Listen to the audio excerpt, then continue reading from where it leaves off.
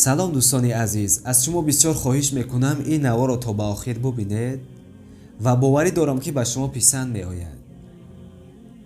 جوان دختر شوهر میکند و هر صبح شوهرش را برای نماز بامداد بیدار میکند تا از جماعت دیر نماند و در این مدت یک روز شوهرش را دیرتر بیدار میکند که از نماز جماعت دیر میماند و نماز بامداد را با جماعت دوم میخواند.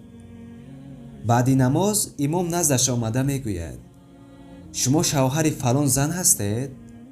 مرد خیلی ناراحت شده میگوید تو چی کار داری به زن من؟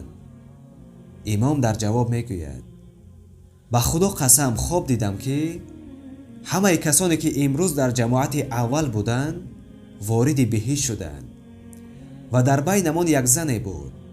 گفتم این زن کی هست؟ گفتند این همسر فلان شخص می باشد. مرد سراسیمه به خانه بر می گردد تا خوش خبر را به همسرش برساند. وقتی که وارد خانه می شود می بیند که همسر گرامیش در حالت سجده جان را به جان آفرین سپاریده است.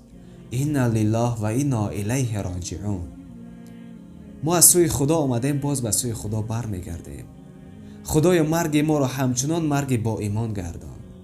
آمین. السلام علیکم و رحمت الله و برکاته.